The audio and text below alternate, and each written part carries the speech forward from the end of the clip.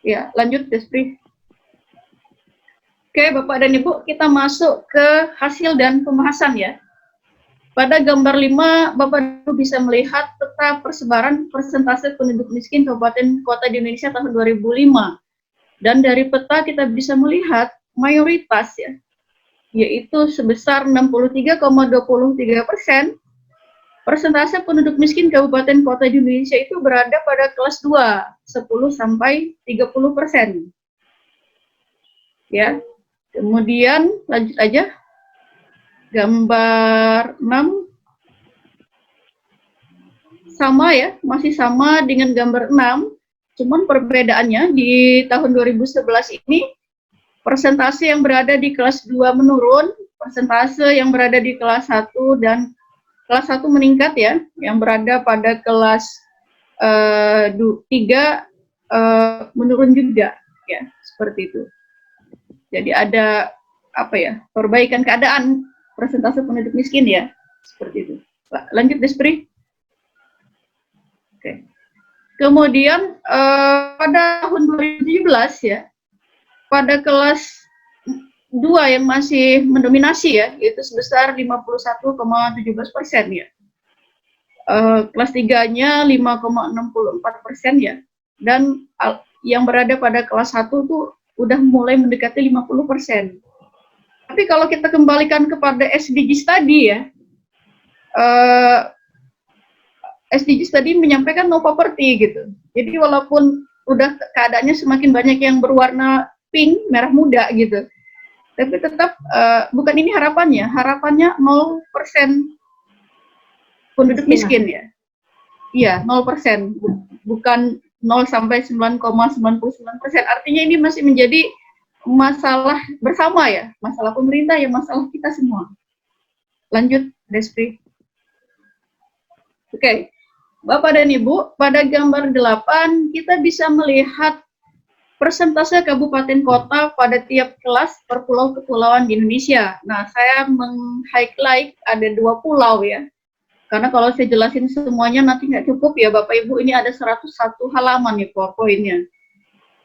Saya meng-highlight 2 pulau. Bapak Ibu lihat yang saya highlight dengan kotak berwarna hijau muda, Pulau Kalimantan. Pada tahun 2005, Pulau Kalimantan yang berada pada kelas 2 itu sebesar 59%. Dan menariknya tidak ada yang berada pada kelas 3 ya di Pulau Kalimantan. Dan terus menurun. Dan kalau kita lihat pada tahun 2017 itu 91% kabupaten kota di Pulau Kalimantan itu persentase penduduk miskinnya berada antara 0 sampai 9,99%. Atau berada di kelas 1 gitu. Artinya dibandingin pulau kepulauan yang lain dari sisi kemiskinan, Pulau Kalimantan cukup berhasil menurunkan persentase penduduk miskinnya. Ya. Kemudian kalau kita lihat yang saya kotaki dengan warna merah, Pulau Papua, ini kebalikannya Pulau Kalimantan ya. Sampai dengan tahun 2017 itu yang masih dominan adalah kabupaten kotanya masih dominan berada pada kelas 3. Artinya persentase kemiskinan kabupaten kota di Pulau Papua itu berada pada kelas 3, di atas 30%. Ya. Nah, kalau kita melihat ini ya, kadang-kadang orang mengidentikan Pulau Jawa itu dengan berhasil ya, Pulau Jawa itu berhasil melakukan pembangunan dan seterusnya gitu ya. Tapi untuk kemiskinan gitu, justru yang berhasil itu adalah Pulau Kalimantan. Karena kalau coba kita intip ke Pulau Papua, Bapak dan Ibu boleh lihat tuh, Pulau Jawa maksud saya, itu sampai dengan tahun 2017, 56% kabupaten kota di Pulau Jawa itu masih berada pada kelas 2, ya, 10 sampai 30%. Seperti itu gitu. Oke, silakan lanjut Despri. Oke, ini gambar 9 ya. Kita bisa melihat rata-rata persentase penduduk miskin ya, tiap pulau kepulauan di Indonesia ya. Nah, dari grafik ini terbaca dengan jelas bahwa rata-rata persentase penduduk miskin kabupaten kota di Pulau Kalimantan itu terendah ya. Bahkan pada 2017 rata-rata persentase penduduk miskinnya 6,46%. Sedikit sekali ya. Kemudian kalau tertingginya kita lihat itu berada di Pulau Papua. Sampai dengan tahun 2017 rata-rata persentase penduduk miskin kabupaten kotanya 29,01%. Kalau Bapak dan Ibu ingin lihat Pulau Jawa itu yang berwarna merah ya, warna merah ya, dia rendah ya, rendah di apa namanya, termasuk yang rendah ya, di atasnya Kalimantan. Oke, kita lanjut, Despri. Nah, ini adalah hasil analisis pola sebaran spasial ya. Ini menggunakan ArcGIS ya, gambar-gambar ini menggunakan dari tahun 2005 sampai dengan 2017, pola sebaran spasial kemiskinan di Indonesia itu mengelompok, clustered ya. Bapak dan Ibu bisa melihat di gambar itu ada yang 3 kotak ya, di bawah yang seperti gunung ada 3 kotak itu yang cluster itu yang ada warna merahnya. Ya, itu makanya dia dikatakan polanya dalam bentuk mengelompok ya, mengklaster, atau bahasa awamnya itu membentuk kantong-kantong kemiskinan ya. Oke, lanjut Despri. Nah, ini hasil Moran scatter plot ya. Hasil Moran scatter plot ini kita lihat ya, hasilnya nilainya itu sama ya, beda tipis dengan hasil di ArcGIS tadi ya. Dan ini dari gambar juga kelihatan kalau mengelompok ya, seperti itu. Lanjut, Despri. Oke, Bapak dan Ibu, ini adalah LISA ya, Local Indicator of Spatial Autocorrelation ya.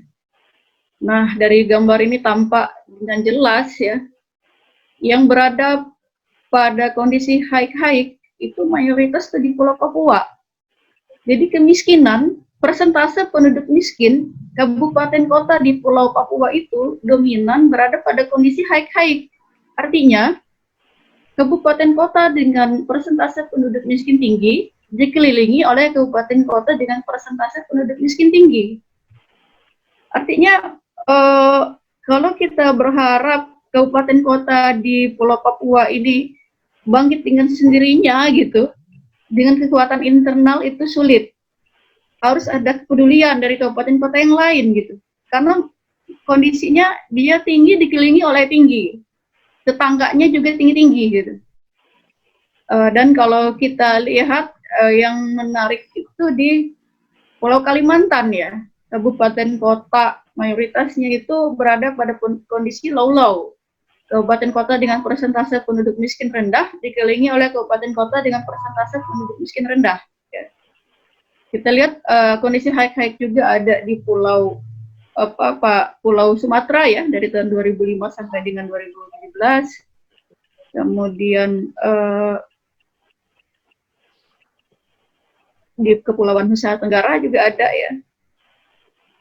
Oke, sampai sini ya tadi ya? Iya Bu, diulang aja Bu, pas slide ini pembahasannya, penjelasannya. Oke. Ini adalah hasil dari analisis LISA ya. Dari hasil analisis LISA dari tahun 2005 sampai dengan 2017. Kalau kita lihat kabupaten kota di Pulau Papua itu mayoritas berada pada kondisi high ya. Artinya kabupaten kotanya berada pada persentase penduduk miskin tinggi dan dikelilingi oleh kabupaten kota yang memiliki persentase penduduk miskin tinggi juga gitu.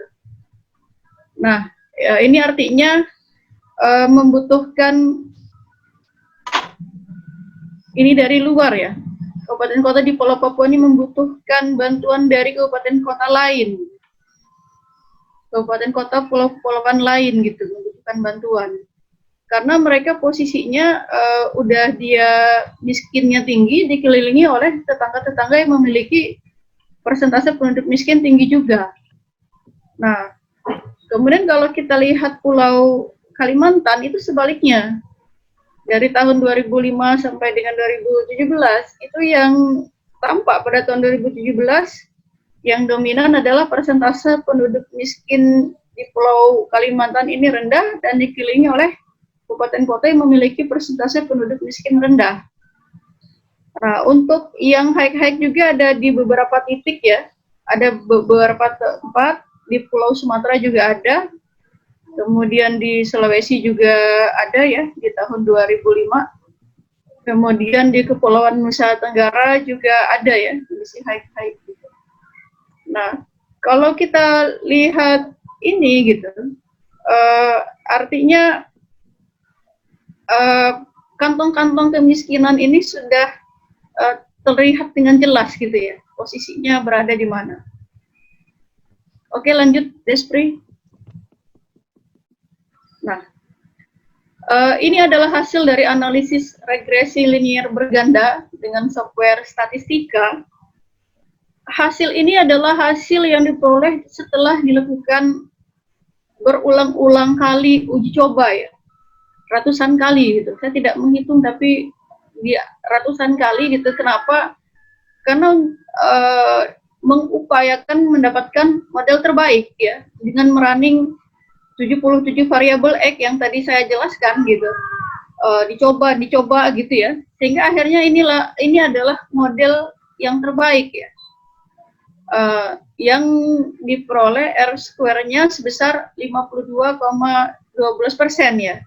Artinya variabel X yang signifikan ya, yang terpilih ini bisa mendefinisikan sebagai penyebab kemiskinan di kabupaten kota di seluruh Indonesia itu dengan bobot sebesar 52,12%. Ya. Itu kita bisa lihat ada 7 ya, luas wilayah, jumlah kejadian gempa bumi, jarak rata-rata ke SMA MA terdekat, indeks pembangunan manusia, kepadatan penduduk, persentase penderita gizi buruk, dan jumlah keluarga tanpa listrik. Lanjut, Despri.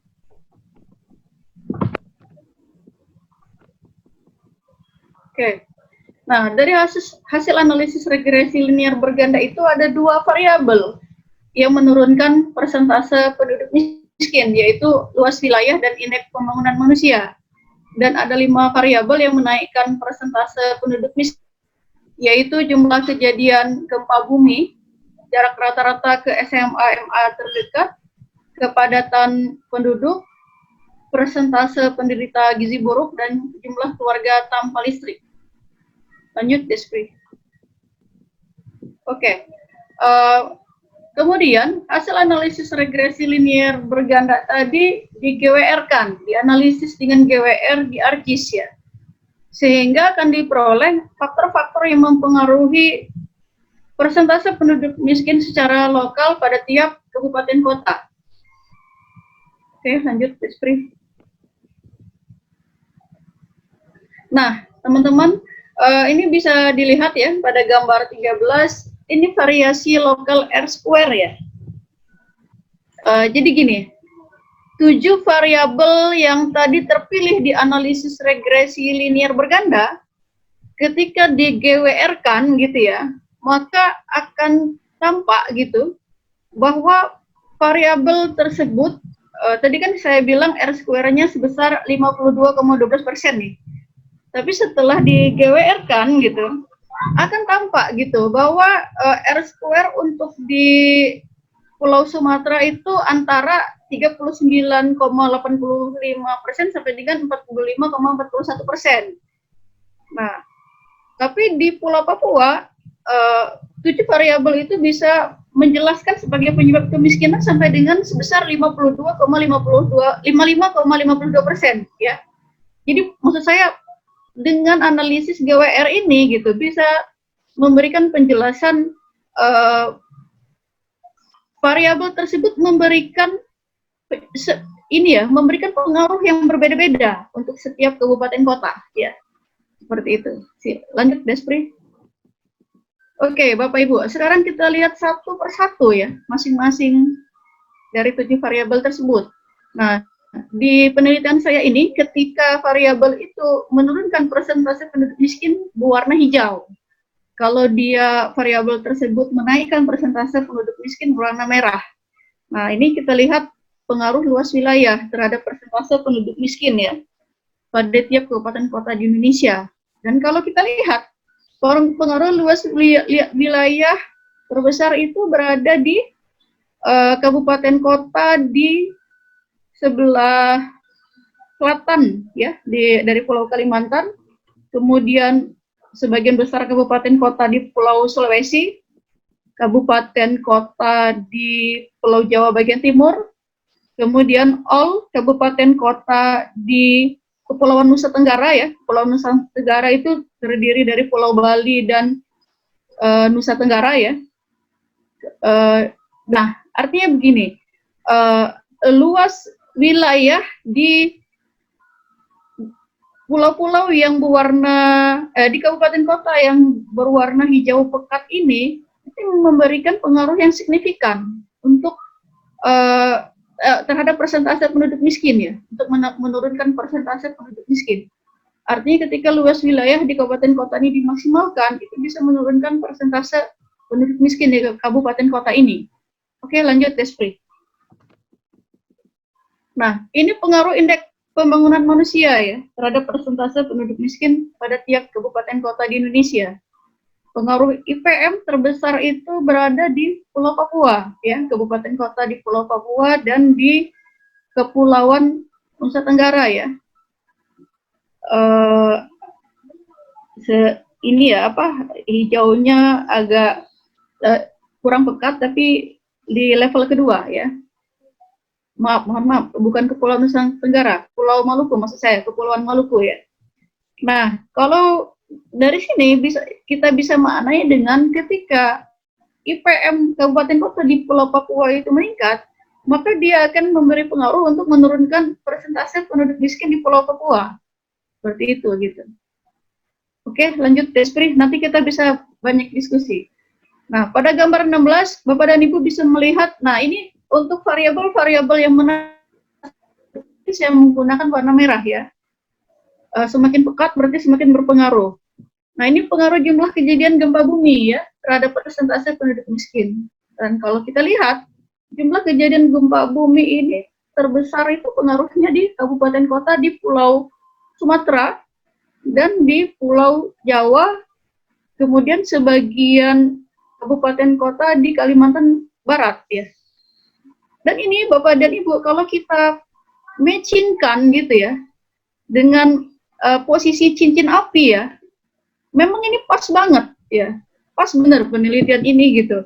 Artinya memang kabupaten kota di all kabupaten kota di Pulau Sumatera, Pulau Jawa dan Pulau Kalimantan ini harus memiliki kesiapsiagaan gitu terhadap gempa bumi, karena memang posisinya berada pada lintasan cincin api ya, seperti itu.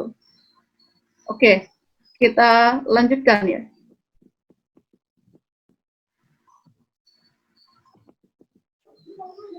Oke, nah ini pengaruh jarak rata-rata ke SMA, MA terdekat terhadap persentase penduduk miskin pada tiap kabupaten kota di Indonesia. Dan kalau kita lihat gitu ya, pengaruh jarak ini berada pada Indonesia bagian timur ya, Pulau Sulawesi, Kepulauan Maluku, Pulau Papua, dan Kepulauan Nusa Tenggara ya.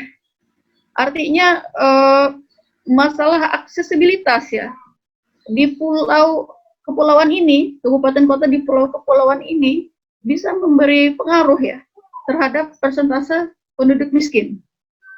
Oke, lanjut Despri.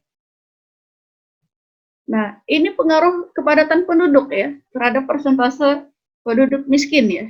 Dan kita lihat pengaruh terbesarnya berada di Kalimantan bagian utara ya. Kemudian di kabupaten kota di Pulau Sulawesi bagian utara juga ya, dan tengah, termasuk kabupaten kota di Kepulauan Maluku ya, seperti itu gitu. Artinya semakin padat penduduk di kabupaten kota ini, maka akan menaikkan persentase penduduk miskin. Seperti itu. Lanjut, Despri. Oke. Kalau kita lihat, ini adalah pengaruh persentase penderita gizi buruk ya terhadap persentase penduduk miskin pada tiap kabupaten kota di Indonesia. Dan kalau kita lihat dari peta ini, pengaruh terbesarnya berada di kabupaten kota di Pulau Sumatera, utamanya Pulau Sumatera bagian atas ya, seperti itu gitu. Termasuk ya sebenarnya selisih antara warna merah pekat dengan warna di pekat berkurang dikit itu nggak terlalu jauh ya, artinya bisa kita lihat pengaruh penderita gizi buruk ini ada di Pulau Sumatera, ada di Pulau Jawa, dan di Kalimantan ya, seperti itu. Oke, lanjut Despri.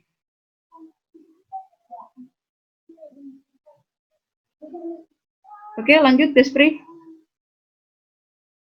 Oke, nah Bapak dan Ibu, tadi kita melihat determinan kemiskinan. Jadi gini, di awal tadi itu saya langsung merunning 77 variabel itu dalam satu running untuk seluruh kabupaten kota di Indonesia.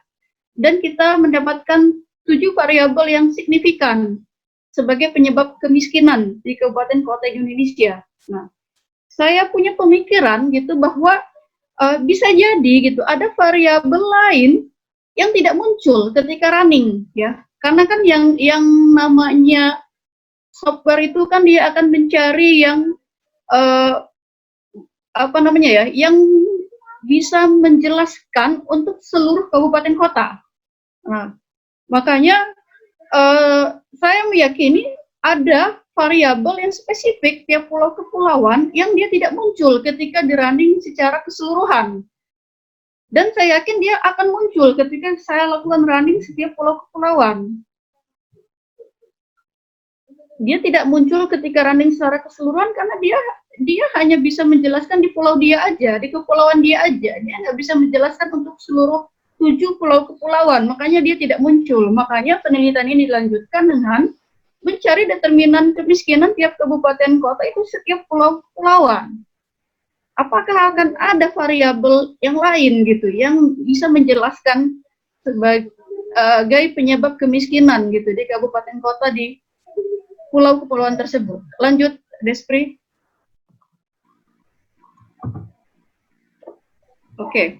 Nah, setelah saya melakukan analisis regresi linear berganda untuk seluruh kabupaten kota di Pulau Sumatera dengan berkali-kali ya, sehingga diperoleh model terbaik ya, dengan R-square yang bisa dilihat oleh ibu-ibu, oleh bapak dan ibu. Memang R-square ini cukup kecil ya, tapi ini udah dilakukan sampai kepada usaha maksimal ya. Munculnya seperti ini gitu. Variabel yang menurunkan persentase penduduk miskin itu untuk kabupaten kota di Pulau Sumatera itu luas wilayah dan indeks. Dan ini tadi sudah muncul ya ketika kita running secara keseluruhan oleh kabupaten kota. Kemudian variabel yang menaikkan persentase penduduk miskin ini ada 6 ya. Jumlah kejadian banjir dan banjir bandang, dan ini menarik ya karena tadi tidak ada. Ini tidak muncul ketika di running secara all, tapi khusus ketika di running untuk Pulau Sumatera aja, kabupaten kota di Pulau Sumatera, variabel ini muncul. Oke. Kemudian jumlah kejadian gempa bumi tadi ada ya. Kemudian jarak rata-rata ke SDMI terdekat baru muncul ya setelah Pulau Sumatera aja di running. Kepadatan penduduk tadi ada. Kemudian persentase penderita penyakit ya muncul baru lagi gitu, khusus untuk kabupaten kota di Pulau Sumatera. Kemudian persentase penderita gizi buruk tadi sudah ada. Oke. Lanjut, Despri. Nah, ini variasi lokal R-square ya dengan model GWR untuk tiap kabupaten kota di Pulau Sumatera ya. Dan kalau kita lihat ya, beragam, kondisinya beragam, dan variabel yang tadi ya, 8 variabel tadi itu bisa menjelaskan secara lebih besar pengaruhnya itu berada di Sumatera bagian utara ya, kabupaten kota di Sumatera bagian utara. Oke, lanjut, Despri. Nah, Bapak dan Ibu, kita lihat di gambar 22 ini pengaruh luas wilayah. Ya, yang di sebelah kiri itu luas wilayah, sebelah kanan itu IPM ya. Terhadap persentase penduduk miskin pada tiap kabupaten kota di Pulau Sumatera. Dan untuk luas wilayah, itu pengaruh terbesarnya berada di kabupaten kota di Sumatera bagian utara ya. Sama, IPM juga sama gitu. Tapi kalaupun kita perhatikan, Bapak dan Ibu, rank setiap kelas itu sendiri sebenarnya tidak terlalu jauh ya berbedanya. Dekat-dekat gitu. Artinya pengaruhnya itu bisa dikatakan sama kuat, karena ranknya tidak terlalu jauh. Oke, lanjut Despri. Nah, pada gambar 23 ini Bapak dan Ibu bisa melihat pengaruh variabel yang menaikkan persentase penduduk miskin. Kalau dari sebelah kiri atas ya, pengaruh banjir ya. Tapi ini juga selisih antar kelasnya juga tidak terlalu jauh beda ya Bapak Ibu ya. Jumlah kejadian banjir dan banjir bandang, pengaruh terbesar di kabupaten kota di Aceh dan Sumatera bagian utara. Kemudian untuk jumlah kejadian gempa bumi, ini matching dengan running all tadi ya. Ini di Sumatera bagian selatan. Jadi kita-kita yang berada di Sumatera bagian selatan ya, mungkin ada Bapak dan Ibu yang berasal dari Sumatera bagian selatan ya. Ini harus aware ya, karena jumlah kejadian gempa bumi ini sangat berpengaruh besar di Sumatera bagian selatan. Kemudian jarak rata-rata ke SDM MI terdekat juga di Sumatera, kabupaten kota di Sumatera bagian selatan, termasuk di Pulau Nias ya, Pulau Nias dan Kepulauan Riau. Kemudian pengaruh kepadatan penduduk ya.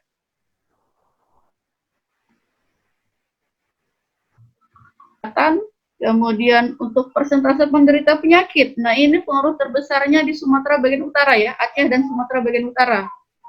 Untuk gizi buruk, ini pengaruh terbesarnya di sisi kanan ya, sisi kanannya Pulau Sumatera, seperti itu. Oke, lanjut Despri. Nah, setelah saya melakukan running dengan berulang-ulang kali ya, dengan R² sebesar yang bisa Bapak Ibu lihat ya nilainya, untuk Pulau Jawa itu ada 3 variabel. Ya, persentase penduduk miskin adalah jumlah minimarket, supermarket, dan sejenis lainnya. Kemudian yang menaikkan persentase penduduk miskin untuk Pulau Jawa adalah jumlah kejadian angin puyuh, angin puting beliung, angin topan, kemudian jarak rata-rata ke akademi atau perguruan tinggi terdekat. Jadi kalau kita lihat nih, ketika saya running kabupaten kota di Pulau Jawa ini muncul 3 determinan baru ya sebagai penyebab kemiskinan di Pulau Jawa. Oke, lanjut. Nah, ini kita lihat variasi lokal R² ya. Tadi kita lihat ya, tadi kan hasilnya itu R²-nya Pulau Jawa tadi kan 50-an ya.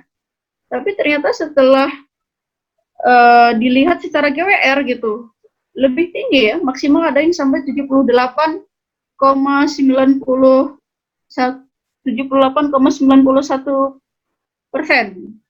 Oke, lanjut Despri. Oke, ini pengaruh gambar 25 nih. Kita bisa melihat ya, saya jadikan dalam satu slide ya untuk yang menaikkan dan menurunkan persentase penduduk miskin. Yang warna hijau, kita lihat yang warna hijau itu pengaruh jumlah minimarket dan supermarket ya. Ternyata jumlah minimarket dan supermarket itu punya pengaruh terbesar di Pulau Jawa bagian tengah ya, kabupaten kota Pulau Jawa bagian tengah dan kabupaten kota di Pulau Jawa bagian timur.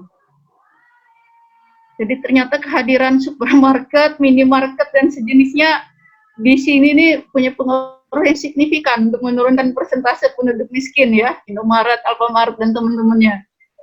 Kemudian jumlah kejadian angin puyuh, angin puting beliung, angin topan itu pengaruh terbesarnya di Pulau Jawa, kabupaten kota di Pulau Jawa bagian tengah dan Jawa Barat ya. Saya 2 tahun tinggal di Bogor itu hidup kalau udah hujan tuh saya tertekan ya. Karena hujan di Bogor itu benar-benar disertai dengan angin-angin yang dahsyat ya, yang mengerikan gitu, yang jadi ingat kematian gitu kalau udah angin hujan di Bogor itu. Dan ini matching gitu dengan penelitian saya gitu ya. Nah, kemudian jumlah ini apa namanya itu kita lihat ya, yang gambar ketiga itu jarak rata-rata ke akademi perguruan tinggi. Dan kalau kita lihat gambar ini benar-benar matching ya, karena emang perguruan tinggi di Pulau Jawa itu dominan berada di Pulau Jawa bagian barat ya, dan tengah gitu. Terutama bagian barat lah, banyak numpuk di situ gitu kan. Nah ini yang punya pengaruh terbesar untuk menaikkan persentase penduduk miskin ini kan di Pulau Jawa bagian timur gitu. Jadi masih kurang ya keberadaan perguruan tinggi di Pulau Jawa bagian timur. Oke, lanjut, Despri.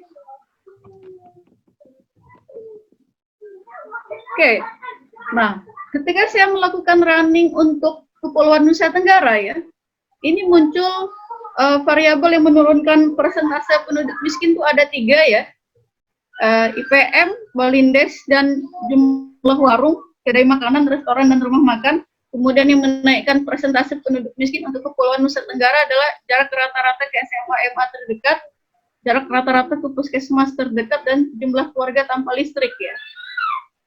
Jadi ada beberapa muncul variabel baru ya, Balindes, jumlah warung, jarak rata-rata ke puskesmas ya, ada 3 ya variabel baru. Lanjut, Despri. Oke, nah ini kita lihat ya variasi lokal R-square-nya. Kita lanjut aja ya, Ibu dan Bapak Ibu udah paham cara membaca ini. Lanjut aja, Despri. Oke, nah ini pengaruh ya, pengaruh IPM itu pengaruh terbesarnya berada di kabupaten kota di Kepulauan Nusa Tenggara bagian timur. Sama juga untuk Balindes dan jumlah warung, kedai makanan, restoran ya. Artinya gini, ketika IPM di kabupaten kota di bagian timur ini dinaikkan gitu ya, meningkat, ini kan punya pengaruh yang signifikan menurunkan persentase penduduk miskin. Begitu juga jumlah Balindes dan jumlah warung dan rumah makan. Oke, lanjut, Despri. Nah, ini pengaruh jarak rata-rata ke SMA MA terdekat ya. Kita bisa lihat pengaruhnya berbeda-beda ya. Kemudian kita lanjut aja, Despri, karena masih banyak bahannya. Ini ya, untuk Pulau Kalimantan hanya ada variabel yang mohon maaf itu salah ya. Benar-benar menaikkan persentase penduduk miskin ya. Jadi ada 4 ya. Ini ada muncul variabel baru yaitu jarak rata-rata ke rumah sakit bersalin terdekat, tingkat pengangguran terbuka, sama persentase penderita penyakit ya. Oke, lanjut untuk Pulau Kalimantan. Nah ini variasi lokal R-square-nya. Bapak dan Ibu sudah bisa membacanya. Lanjut. Lanjut, Despri. Oke, nah ini pengaruh kita bisa melihat ya. Pengaruh jarak rata-rata ke rumah sakit bersalin terdekat itu pengaruh terbesarnya berada di Pulau Kalimantan, Kabupaten Kota Pulau Kalimantan bagian utara dan tengah ya, seperti itu. Kemudian untuk tingkat pengangguran terbuka berada di Kabupaten Kota di Pulau Kalimantan bagian selatan ya. Kemudian untuk persentase penderita penyakit terbesarnya di Kabupaten Kota di Pulau Kalimantan bagian utara ya. Kemudian untuk listrik untuk di Kabupaten Kota di Pulau Kalimantan bagian barat ya. Oke, lanjut, Despri. Oke, ini untuk Pulau Sulawesi nih. Ini buat teman-teman studio Pandrita nih yang berasal dari Pulau Sulawesi. Ini variabel yang menurunkan persentase penduduk miskinnya ada jumlah pasar ya. Kemudian jarak rata-rata ke akademi perguruan tinggi terdekat untuk yang ini menaikkan ya persentase penderita gizi buruk dan jumlah keluarga tanpa listrik. Jadi variabel baru yang muncul adalah jumlah pasar. Jadi jumlah pasar di Pulau Sulawesi itu menjadi faktor penyebab menurunnya persentase penduduk miskin ya. Oke, lanjut. Lanjut, Despri. Oke, ini variasi lokal R-square-nya. Lanjut, Despri. Oke, nah ini pengaruh jumlah pasar, kita lihat ya. jumlah pasar ini akan berpengaruh di kabupaten kota di Pulau Sulawesi bagian utara ya, seperti itu. Jadi kalau pasar di kabupaten kota di Pulau Sulawesi bagian utara ini diperhatikan gitu ya, dalam makna luas ya diperhatikannya, itu akan memberi pengaruh untuk menurunkan persentase penduduk miskin.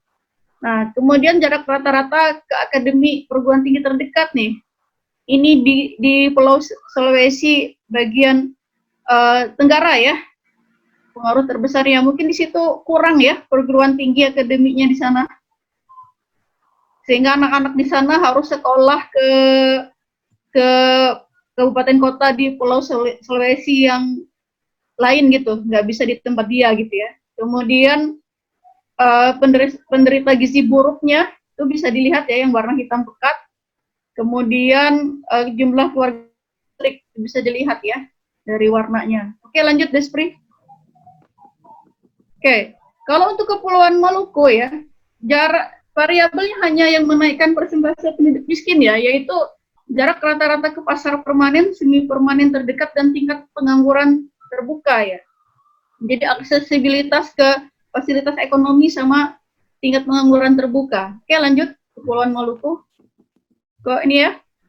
Nah, teman-teman bisa lihat ya variasi local R square-nya ya. Tertingginya kan berada di kabupaten kota di Kepulauan Maluku bagian tenggara ya. Dan kita bisa lihat, nah, kan memang dia sifatnya mencar ya, pulau-kepulauan begitu gitu. Makanya dia lebih kuat di sana gitu pengaruhnya. Oke, lanjut. Nah, kita lihat ya. Jadi sepertinya kabupaten kota di Kepulauan Maluku bagian tenggara ini pasarnya mungkin kurang ya.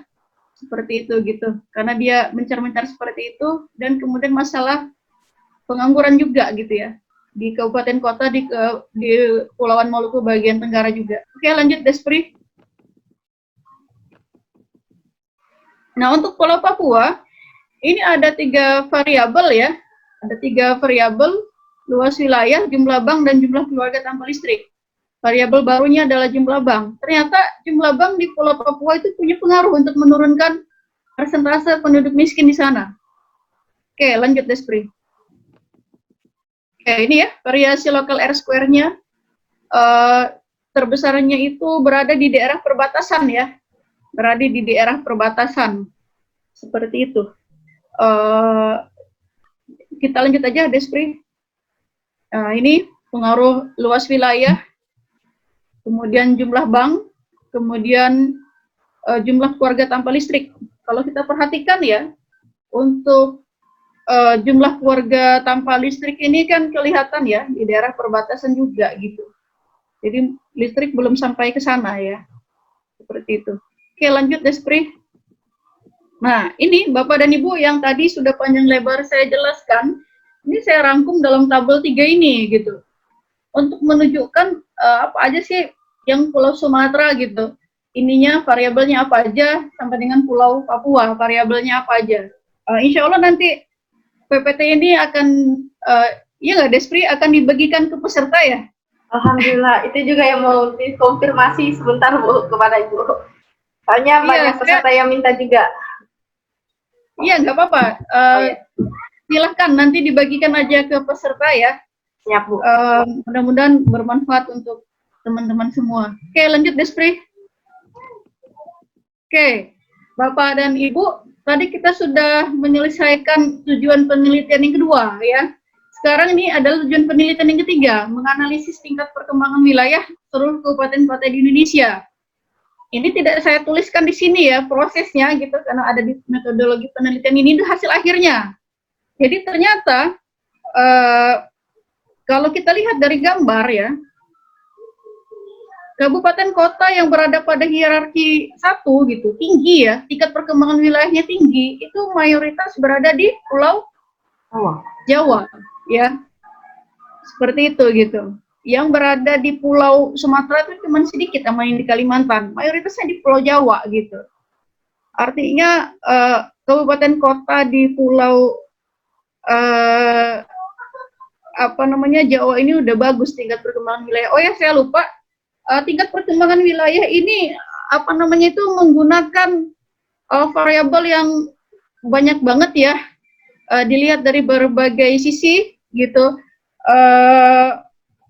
Mungkin selain diberikan PPT juga nggak apa-apa, itu di-share aja soft copy tesis saya, nggak apa-apa. Saya malah senang ya bisa bermanfaat untuk orang lain. Bisa di-share aja.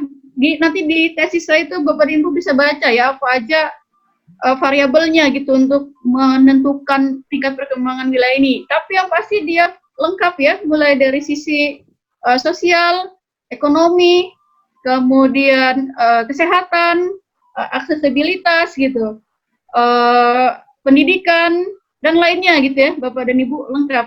Karena memang penelitian ini berupaya untuk serigit mungkin ya, karena harapannya penelitian ini bisa digunakan oleh pemerintah hasilnya gitu ya. Seperti itu, karena penelitian ini karena memang saya kemarin S2-nya dari Bappenas ya, selain diserahkan ke Bappenas, juga buat BPS juga gitu ya, sebagai karena saya bekerja di BPS gitu ya, sebagai gambaran gitu untuk keadaan kemiskinan di Indonesia. Oke, lanjut Despri. Nah, tadi di awal ya, di metodologi penelitian saya menjelaskan bahwa untuk menyusun strategi pengentasan kemiskinan, yang pertama dilakukan adalah membuat prioritas pengentasan kemiskinan gitu ya, dengan sejumlah kategori tadi sudah saya jelaskan gitu ya, ada beberapa kriteria tadi, 4 kriteria. Nah, dari hitung-hitungan yang dilakukan, ada 34 kabupaten kota gitu yang berada pada prioritas tinggi gitu. Artinya 34 kabupaten kota ini harus diprioritaskan gitu untuk pengentasan kemiskinannya. Sementara yang berada pada prioritas sedang 480 dan tidak ada yang berada pada prioritas rendah. Artinya Bapak dan Ibu bahwa pengentasan kemiskinan di Indonesia ini memang bisa dikatakan all kabupaten kota itu menjadi prioritas gitu. Walaupun mayoritas berada pada prioritas sedang ya. Oke, lanjut Despri. Oke, Bapak dan Ibu, sekarang kita melihat gitu ya, strategi pengentasan kemiskinannya ya, seperti itu.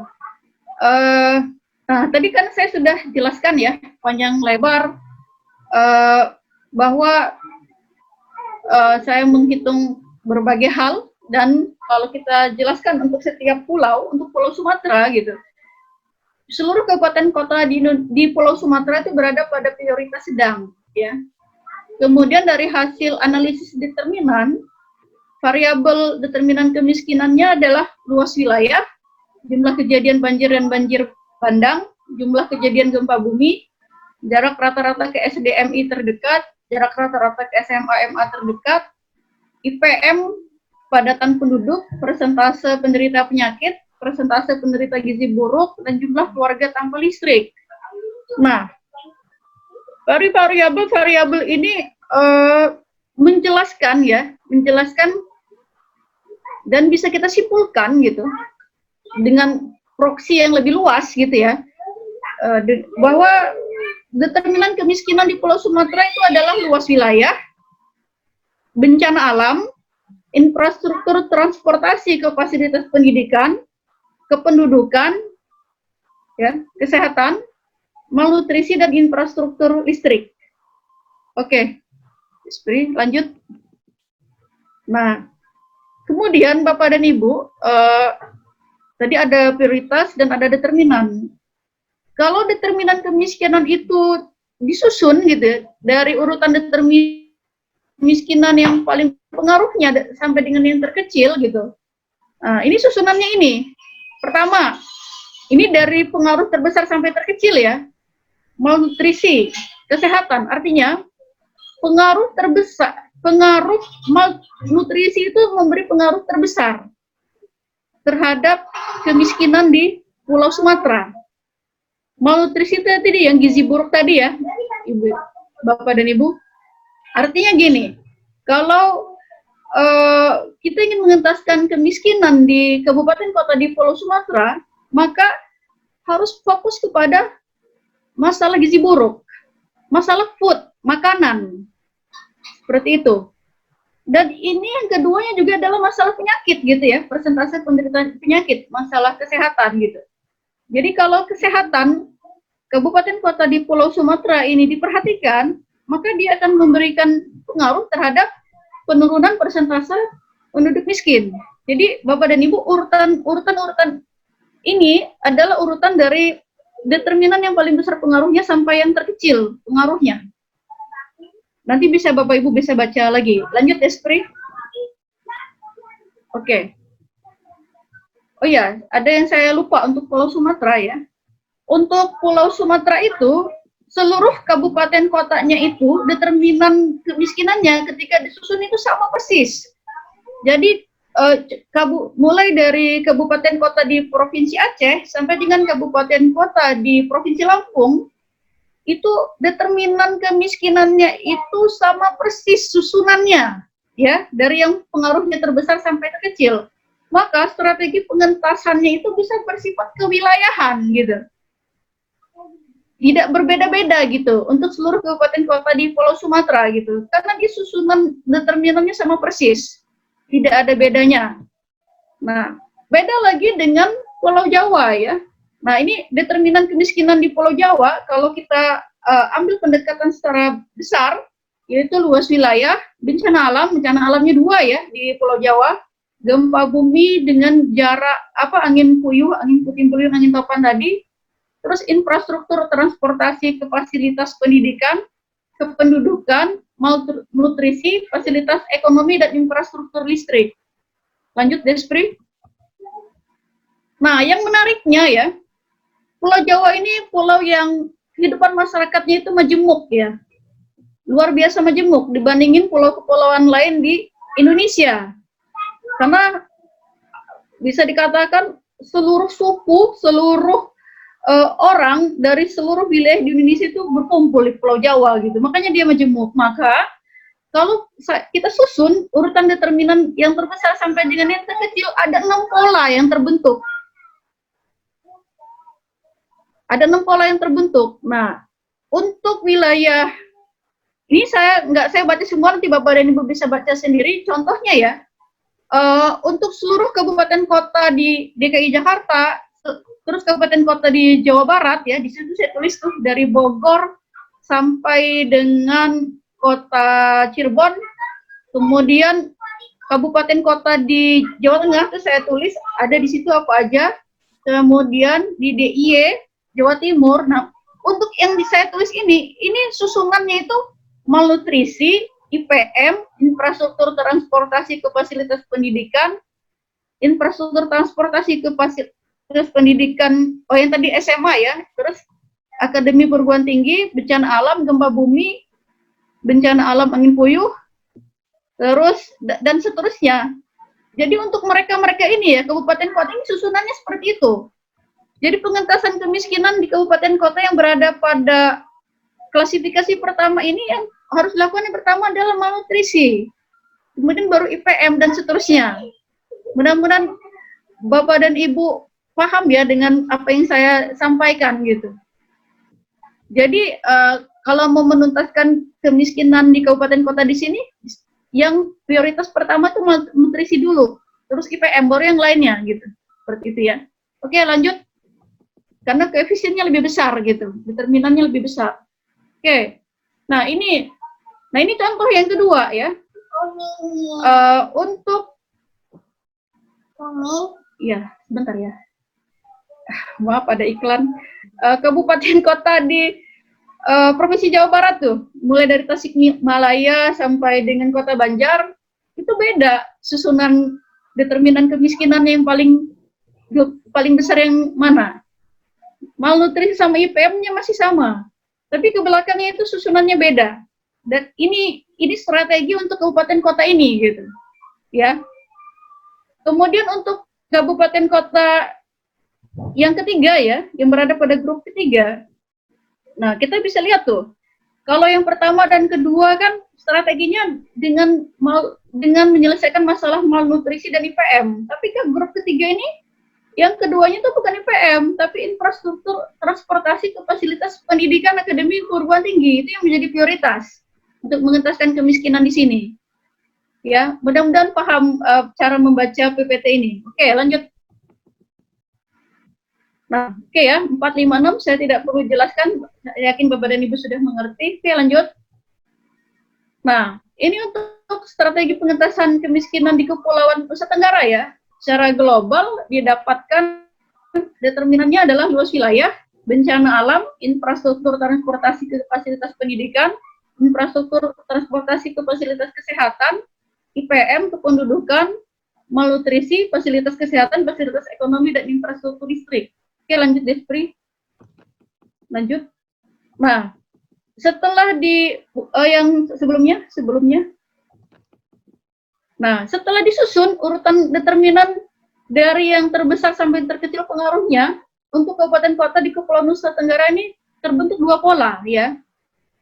Nah, kalau yang grup pertama, cara mengentaskan kemiskinannya itu pertama dengan selesaikan malnutrisi, dan yang kedua infrastruktur transportasi ke fasilitas pendidikan, fasilitas kesehatan, baru IPM dan seterusnya.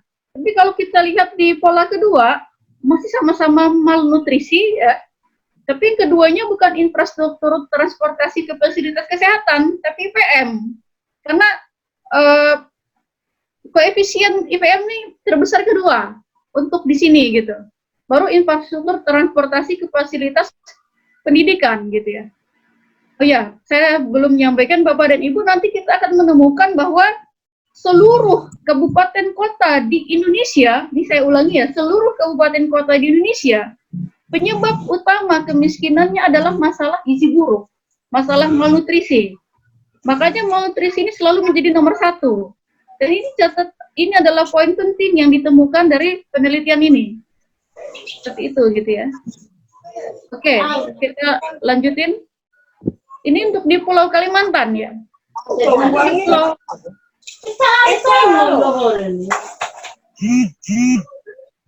audio yang bocor nih. Ya, silakan Bu lanjut. Ya. Untuk di kabupaten kota di Pulau Kalimantan ya. Oke, seluruh kabupaten kotanya berada pada prioritas sedang ya. Kecuali Sumba Timur, Provinsi Nusa Tenggara. Mohon maaf itu salah ya. Ini apa?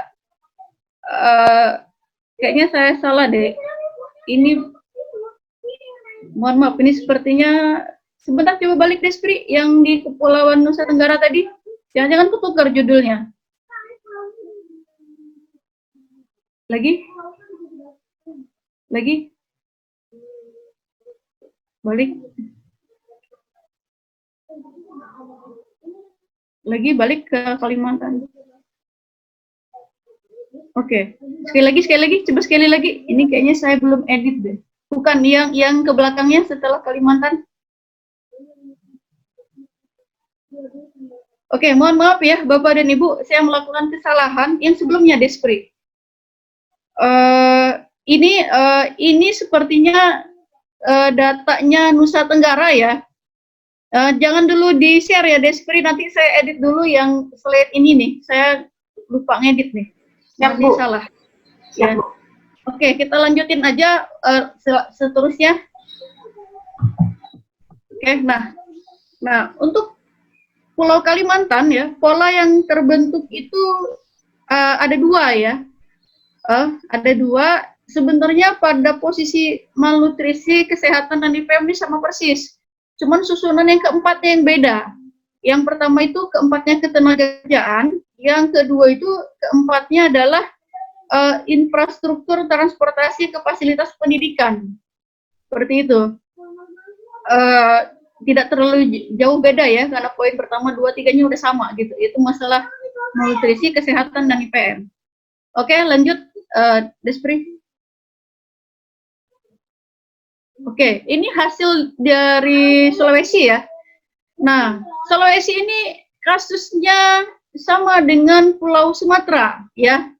Jadi seluruh kabupaten kota di Pulau Sulawesi ini memiliki susunan urutan determinan kemiskinan.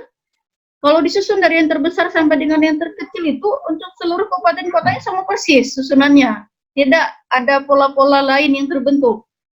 Ya, yaitu malnutrisi, IPM, infrastruktur transportasi ke fasilitas pendidikan, fasilitas ekonomi, bencana alam, infrastruktur listrik, luas wilayah, dan kependudukan. Jadi Pulau Sumatera dan Pulau Sulawesi ini bisa dilakukan dengan pendekatan kewilayahan ya, karena dia sama persis susunannya, tidak beda.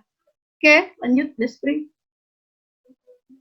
Oke, nah kalau untuk di Kepulauan Maluku ya, seluruh kabupaten kotanya berada pada prioritas sedang ya untuk pengentasannya, kecuali Kabupaten Maluku Barat Daya, Provinsi Maluku ya.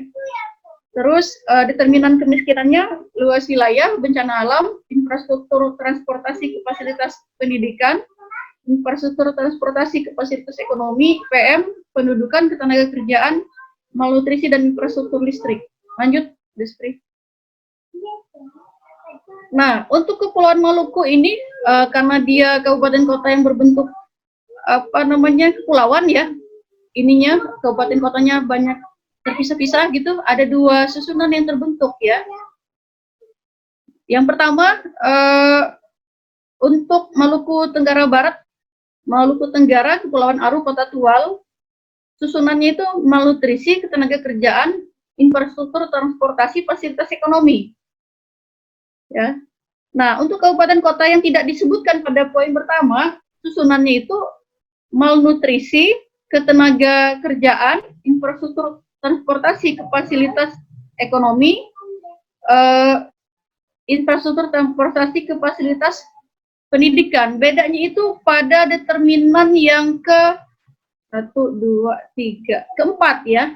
Kalau yang pertama itu yang determinan keempatnya adalah IPM, kalau yang kedua determinan yang keempatnya adalah infrastruktur transportasi ke fasilitas pendidikan. Oke, lanjut Despri.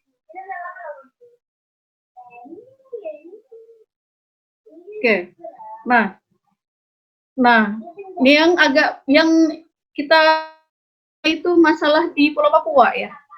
Ternyata 34 kabupaten kota di Pulau Papua itu berada pada prioritas prioritas tinggi, dan 10 kabupaten kotanya berada pada prioritas sedang. Artinya mayoritas kabupaten kota di Pulau Papua itu berada pada prioritas pengentasan yang paling diprioritaskan gitu, paling tinggi gitu. Artinya pemerintah Indonesia itu harus punya perhatian khusus terhadap keadaan kemiskinan di Pulau Papua. Maka kalau kita matchingkan dengan keadaan terkini ya, dengan adanya OPM, terus KKB gitu, keinginan-keinginan yang lainnya gitu ya. Kemudian yang kemarin ya, kerusuhan di Wamena dan seterusnya gitu, ini matching sekali gitu. Karena memang setelah puluhan tahun Indonesia merdeka, kondisi Pulau Papua ini masih ya seperti ini gitu. Seperti tidak ada kemajuan gitu ya. Seperti itu gitu.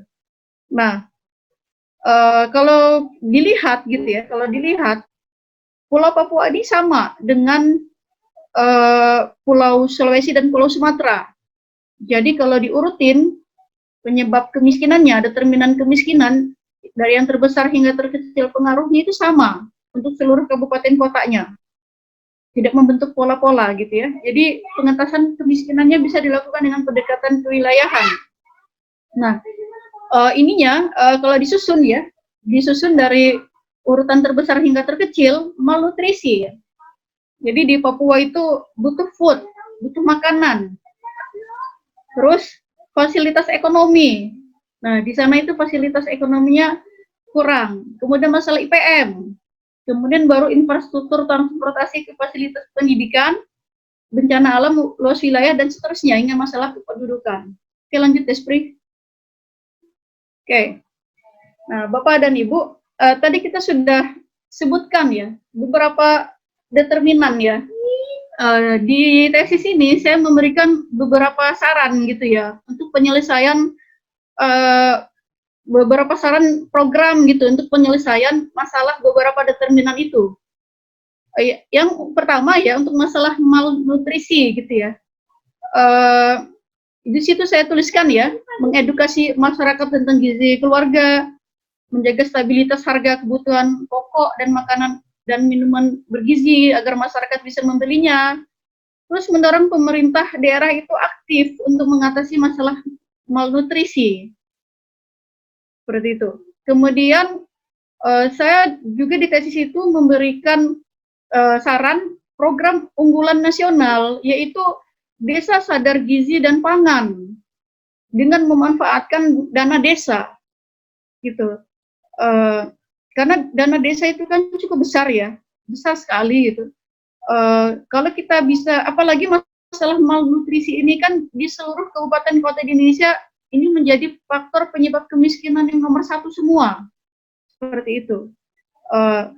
Kalau desa itu bisa dibangun sebagai desa yang sadar gizi dan pangan dengan memanfaatkan dana desa ya, misalnya dengan masyarakatnya dididik ya untuk membuat contoh ya kolam-kolam ikan dengan menanam secara hidroponik gitu ya, sayuran dan seterusnya gitu. Itu mudah-mudahan memberikan pengaruh yang besar untuk pengentasan kemiskinan gitu ya. Karena kenapa? Karena malnutrisi itu menjadi determinan kemiskinan yang paling utama di seluruh kabupaten kota di Indonesia. Maka perlu gerakan yang masif dan terukur gitu untuk mengatasinya. Oke ya, lanjut. Despri. Nah, untuk masalah kesehatan ya, kesehatan tadi kan diwakili dengan variabel persentase penderita penyakit ya. Artinya di Indonesia ini banyak sekali yang kurang sehat gitu ya, banyak yang menderita penyakit. Nah, di situ saya berikan beberapa bentuk program gitu ya, mengencarkan promosi upaya kesehatan dalam bentuk upaya preventif ya, pencegahan gitu, supaya mengurangi beban kuratif ya. Kemudian yang kedua, mengedukasi masyarakat tentang gaya hidup sehat. Nah, dan ternyata ya dari data gitu, pengeluaran biaya kesehatan untuk penyakit katastropik pada tahun 2018 tuh sampai 10,5 triliun dengan 12,5 juta kasus. Penyakit katastropik itu penyakit yang proses perawatannya itu perlu keahlian khusus dengan alat kesehatan yang canggih dan perlu pelayanan seumur hidup, dan ini biasanya penyakit-penyakit karena gaya hidup yang tidak sehat ya, seperti itu gitu. Nah, bahkan gitu ya, biaya BPJS kesehatan itu untuk penyakit jantung itu prevalensinya sebesar 48%, seperti itu. Oke ya. Ada yang kelupaan itu C ya, C itu menyediakan fasilitas dan tenaga kesehatan dengan sebaran merata ya, karena kalau fasilitas dan tenaga kesehatan itu tidak dibuat merata itu akan sulit sekali bagi masyarakat untuk memperoleh pelayanan kesehatan. Lanjut Despri. Oke, untuk IPM ya, IPM itu ada 3 komponen IPM ya, yaitu kesehatan, pendidikan, dan ekonomi ya. Nah, untuk masalah kesehatannya itu harus ada upaya untuk meningkatkan derajat kesehatan masyarakat. Nah, di situ saya tulis ya, angka harapan hidup di Indonesia pada tahun 2017 gitu ya. Mohon maaf itu ketutup itu berapa ya, Despri? Ketutup pot. Berapa tahun itu angka harapan hidupnya?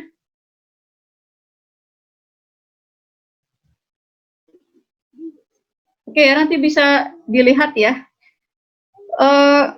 Jadi derajat kesehatan yang tinggi itu tercermin dari angka harapan hidup yang tinggi. Makanya harus ada upaya dari pemerintah untuk meningkatkan angka harapan hidup ya.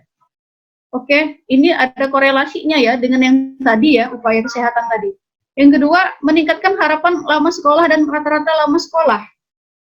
Di Indonesia, angka harapan lama sekolah itu baru, ini tahun 2017 ya, karena penelitiannya kemarin itu adalah 12,85%. Artinya bayi yang baru lahir pada tahun 2018 itu berpeluang untuk sekolah sampai dengan kelas 2 SMA. Kemudian rata-rata lama sekolah itu 8,10%. Artinya pada tahun 2017 lalu, putra-putri Indonesia itu hanya bisa sekolah sampai dengan kelas 2 SMP sederajat gitu ya. Jadi wajar sekali ketika sulit gitu ya. Misalnya sekarang kondisi corona segala macam pandemi, pemerintah mewanti-wanti untuk social distancing, diadakan PSBB dan seterusnya, tapi masih banyak yang bandel gitu masyarakatnya, karena emang rata-rata sekolahnya putra-putri Indonesia ini cuma sampai kelas 2 SMP sederajat. Pendidikannya sangat rendah. Ya. Mohon maaf itu kecampur di B ya, yang ke C meningkatkan daya beli masyarakat dengan meningkatkan dengan memperhatikan kestabilan harga dan peningkatan pendapatan ya untuk masalah ekonomi. Oke, lanjut Despri, lebih detailnya ada di tesis nanti ya. Terus strategi pengentasan kemiskinan untuk infrastruktur transportasi ke fasilitas pendidikan ya. Yang pertama menyediakan infrastruktur transportasi menuju fasilitas pendidikan tersebut. Ya. Oke, kemudian yang kedua penyediaan fasilitas pendidikan dan tenaga pendidikan dengan sebaran merata. Jadi tidak menumpuk pada wilayah-wilayah tertentu gitu. Kayak tadi saya kasih contoh Jawa Barat itu dominan perguruan tinggi terbaik di Indonesia itu di Jawa Barat. Misalnya seperti itu gitu. Padahal orang Indonesia itu nggak cuma berada di Jawa Barat gitu. Makanya kita dari mana-mana ke Jawa Barat kan untuk sekolah, dari Sulawesi, dari Papua, dari mana-mana numpuk kepada merantau di Jawa Barat gitu ya untuk sekolah di sana seperti itu gitu. Itu menunjukkan bahwa dari sisi perguruan tinggi ya sebarannya masih belum merata. Oke, lanjut. Nah, ini untuk masalah bencana alam ya. Yang pertama, mengedukasi masyarakat untuk menjaga kelestarian alam ya, kelestarian lingkungan ya. Bagus sekali ya dengan program pemerintah mall tidak menyediakan plastik ya untuk berbelanja, harus bawa plastik sendiri atau plastik yang bisa dipakai lagi gitu. Itu lumayan untuk menghemat ini ya, untuk membuat kita hemat dengan plastik ya. Kemudian yang kedua itu saya nggak ada B-nya ya, mengedukasi masyarakat tentang mitigasi bencana. Ini ada yang menarik ya, Bapak dan Ibu. Pada saat terjadi tsunami di Aceh dulu gitu, itu Pulau Suniolo itu korbannya itu kurang dari 10 orang. Padahal posisinya ya, lokusnya asalnya itu dekat sekali gitu dengan Pulau Suniolo. Kenapa korbannya cuma 10 orang? Karena di sana itu mereka punya budaya sumong ya. Di sana itu punya budaya lokal namanya sumong. Syair terkait gempa dan tsunami serta bagaimana menghadapinya. Jadi daya adaptasi masyarakat di Pulau Suniolo itu sudah tinggi gitu terhadap bencana alam karena syair ini sudah diturunkan turun-temurun. Jadi bahasa sederhananya masyarakat di sana itu sudah siap siaga gitu dengan bencana. Jadi ketika terjadi bencana mereka tidak kaget gitu, sudah siap. Seperti itu. Terus yang kedua, ini saya tulis juga di tesis ya. Saya sampaikan bagaimana supaya lingkungan hidup dan kebencanaan ini menjadi kurikulum di sekolah, kampus, dan pesantren. Seperti itu. Kenapa gitu? Karena masalah lingkungan dan kebencanaan ini kan jadi gini. Sebenarnya kabupaten kota di Indonesia ini nunggu giliran aja gempa bumi itu. Ganti-gantian aja terjadinya gempa bumi. Kenapa? Karena ini ada dalam tesis saya, nanti bisa Bapak dan Ibu baca. Posisi Indonesia benar-benar tepat ya, berada di cincin api. Emang harus siap siaga setiap saat seperti Jepang gitu. Tapi masalahnya kalau Jepang kan udah dilatih gitu ya, masyarakatnya sudah dilatih untuk siap siaga terhadap bencana. Kalau di kita kan belum. Makanya saya mengusulkan untuk menjadikan lingkungan hidup dan kebencanaan itu sebagai kurikulum di sekolah, kampus, dan pesantren. supaya inherent gitu dalam sehari-harian masyarakatnya, seperti itu. Kemudian membuat pengaturan tata bangunan yang tahan bencana alam ya. Dan ini juga belum ya, di Indonesia paling gedung-gedung bertingkat dan seterusnya. Kalau rumah-rumah kan biasa aja dibangun-bangun aja gitu tanpa mikir risiko bencana alam gitu. Dan kemudian sama seperti tadi untuk masalah malnutrisi, karena bencana alam ini adalah sesuatu yang harus kita siap siagakan diri untuk menghadapinya gitu ya, karena kita berada di cincin api gitu, apalagi Pulau Sumatera, Pulau Kalimantan dan Pulau Jawa tadi itu di tak saya tadi itu gitu.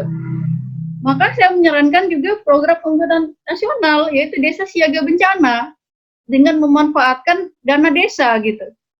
Seperti itu. Sehingga masyarakat itu dengan berbasis desa itu sudah memiliki kesiapsiagaan gitu untuk menghadapi bencana. Oke. Lanjut. Oke, untuk determinan luas wilayah ya. Jadi pertama yang dilakukan ada optimalisasi potensi luas wilayah untuk kegiatan produktif ya. Dengan berbagai bentuk ya, pertanian, perikanan, peternakan, atau destinasi wisata. Yang paling kekinian ini kan masalah destinasi wisata ya. Sekarang ini gampang sekali ya. Sekarang ini dengan program-program yang unik ya. Misalnya contoh program yang dilakukan oleh Kementerian Pariwisata dan Ekonomi Kreatif itu kan melakukan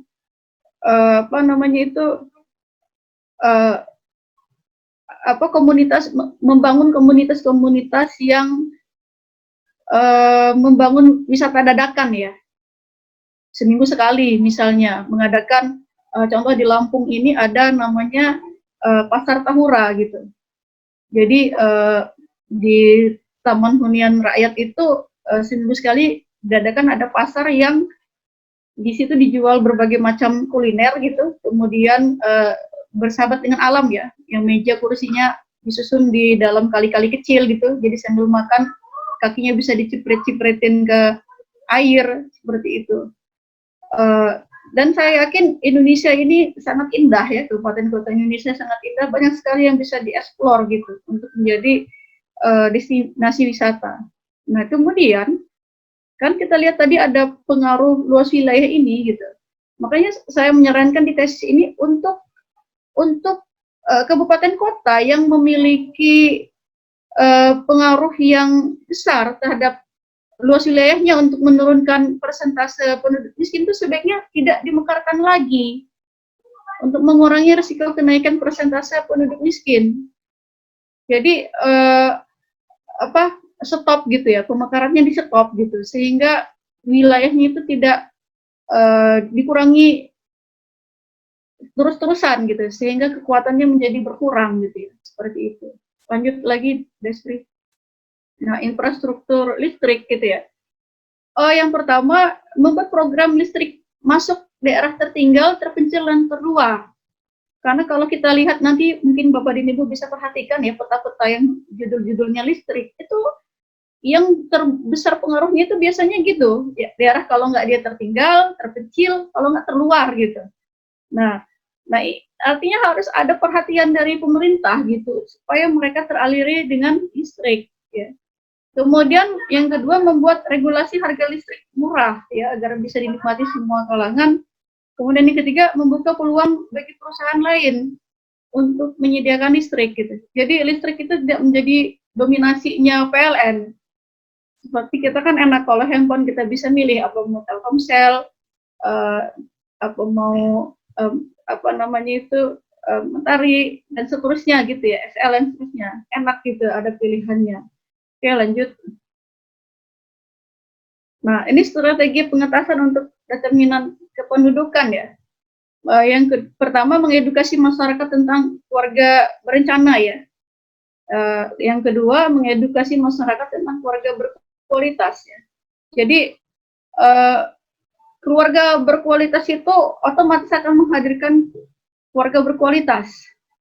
Kenapa kalau keluarga berkualitas itu bisa menjadi solusi pengentasan kemiskinan? Karena kalau anggota keluarga yang sudah berkualitas, dia bisa menghasilkan penghasilan yang lebih, bahkan dia bisa menetap di negara lain gitu, untuk sekolah, untuk bekerja gitu, seperti itu gitu.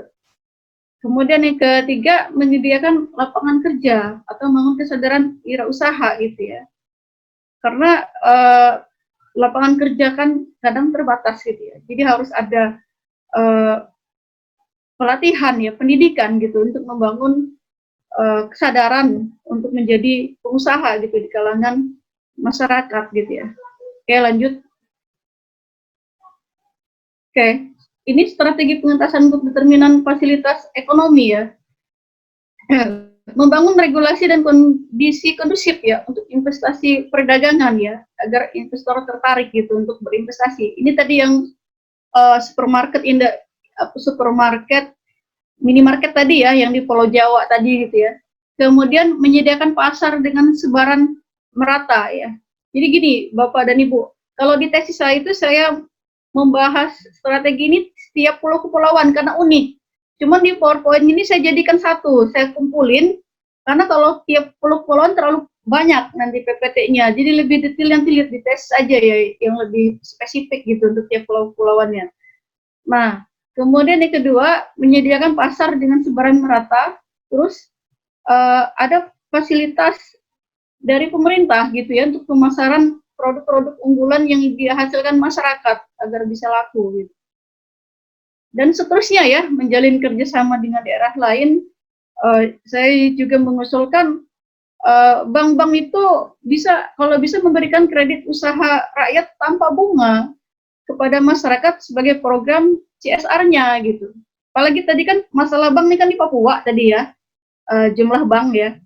Jadi berat kan kalau masyarakat Papua itu harus dikasih bunga lagi gitu ya, seperti itu. Maka ada usul gitu bagaimana caranya supaya kredit usaha ini tanpa bunga, itulah program CSR-nya bank tersebut gitu. Kemudian yang keenam, penyediaan bank dengan sebaran merata, seperti itu ya. Oke, lanjut, Despri. Oke, ini strategi pengentasan untuk determinan ketenaga kerjaan ya. Yang pertama, membuka lapangan kerja yang luas ya. Yang kedua, menggeliatkan balai latihan kerja untuk meningkatkan keterampilan cari kerja.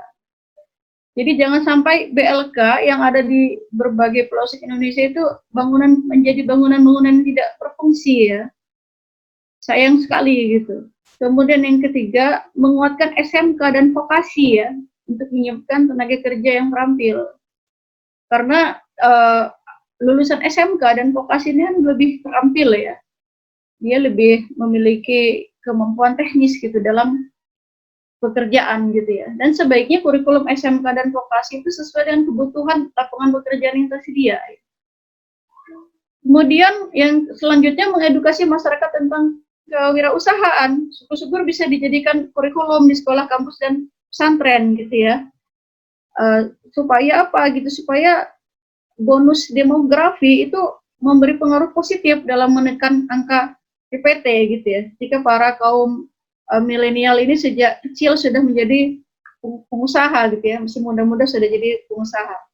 Yang kelima, menumbuhkan mendampingi industri mikro kecil, khususnya industri ekonomi kreatif ya. Menurut BPS, ada 8,2 juta jumlah usaha ekonomi kreatif yang tersebar di seluruh Indonesia. Jadi masih sedikit ya, industri ekonomi kreatif. Lanjut, Despri.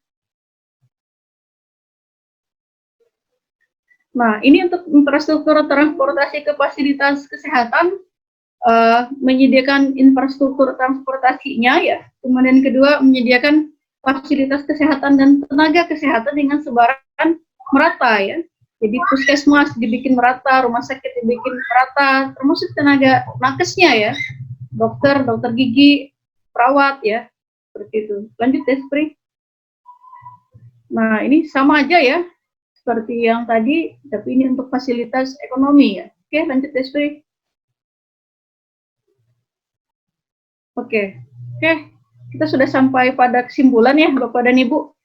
Jadi kesimpulannya agak panjang yang nomor 1 ini, karena Karena tujuan kesimpulan itu kan adalah jawaban dari tujuan penelitian ya. Tujuan penelitian tadi yang pertama tentang pola sebaran spasial, kesimpulan yang pertama ini agak panjang. Jadi pola sebaran spasial di Indonesia itu dari tahun 2005 sampai 2017 itu semakin mengelompok, mengklaster ya, membentuk kantong-kantong kemiskinan. Yang kantong-kantong tersebut mengalami pergeseran dari tahun 2005 sampai dengan 2017 ya. Saya contohin aja yang di Pulau Sumatera. Kantong kemiskinan dengan kondisi high di Pulau Sumatera ada pada 15 kabupaten kota, ya. Kemudian apa namanya itu tersebar ya, ada 10 di provinsi. Ketutup video itu nggak kebaca saya provinsi apa tuh, sebanyak 10 kabupaten, Sumatera Utara 3 kabupaten dan seterusnya. Lanjut aja yang kedua, Despri. Yang kedua, lanjut ya. Nah, jadi intinya sih di kesimpulan pertama ini, pola sebaran spasial kemiskinan di Indonesia itu tetap mengklaster ya, tetap mengelompok dari tahun 2005 sampai 2017, malah semakin mengklaster. Bisa tahu semakin mengklaster ini karena nilai indeks moratnya semakin tinggi, nilai indeks moratnya, jadi dia semakin mengklaster dan dengan kondisi yang berbeda-beda ya. Jadi ada pergeseran kantong kemiskinan yang tadi kita lihat di gambar berapa tadi di peta yang ada gambar biru merah tadi itu. Oke, lanjut yang kedua. Lanjut. Ini sama aja, kita lanjut aja. Nah, lanjut, ini masih tentang pola sebaran. Oke. Nah, karena tujuan yang kedua adalah tentang determinan kemiskinan ya. Jadi dari tadi panjang lebar itu ternyata determinan kemiskinan tiap kabupaten kota itu berbeda-beda. Bahkan tadi contoh di Pulau Jawa itu kan ada 6 pola ya, 6 pola yang terbentuk gitu karena majemuknya masyarakat di sana gitu. Tapi secara global itu saya tulis di situ apa aja determinannya yang tadi sudah saya sampaikan. Lanjut, Despri. Oke. Nah, hasil analisis tingkat perkembangan wilayah ada 94 kabupaten kota atau 18,29% yang berada pada hierarki 1. Dan mayoritas ya, mayoritas kabupaten kota itu masih pada tingkat perkembangan rendah ya, 335 kabupaten kota. Berarti butuh perhatian ya dari pemerintah ya, karena mayoritasnya masih berada pada hierarki 3. Oke, lanjut Despri. Oke. Nah, dari hasil analisis prioritas pengentasan kemiskinan, tadi ada 480 kabupaten kota berada pada prioritas sedang dan 32 berada pada prioritas tinggi. Di situ saya tulisin apa aja kabupaten kota yang berada pada prioritas tinggi. Kemudian setiap kabupaten kota di pulau kepulauan di Indonesia punya susunan strategi pengentasan kemiskinan yang berbeda-beda sesuai dengan determinan kemiskinan masing-masing pulau kepulauan. Oke, lanjut Despri. Nah, saran ya. Saran yang disampaikan di penelitian ini adalah program pengentasan kemiskinan di Indonesia sebaiknya disusun berdasarkan karakteristik dan determinan kemiskinan pada masing-masing kabupaten kota, pulau kepulauan agar proses pengentasannya lebih efektif dan efisien sehingga target 0 poverty dapat tercapai. Nah, selain itu sebaiknya pengentasan kemiskinan itu fokus pada kantong-kantong kemiskinan ya, agar program pengentasan kemiskinannya bisa maksimal. Kemudian di sini disampaikan bahwa strategi yang ditawarkan dalam penelitian ini adalah solusi pengentasan kemiskinan yang berbasis penelitian ilmiah gitu ya. Harapannya strategi tersebut bisa digunakan dalam upaya pengentasan kemiskinan di Indonesia menuju Indonesia yang maju dan sejahtera. Lanjut ya, Spri. Nah, demikian Bapak Ibu penjelasannya ya. Mohon maaf tadi ada jeda sedikit ya karena sinyalnya hilang. Terima kasih atas kehadiran dan perhatiannya. Di situ ada 2 quote yang saya tuliskan. Silakan saya kembalikan kepada Despri untuk sesi tanya jawab.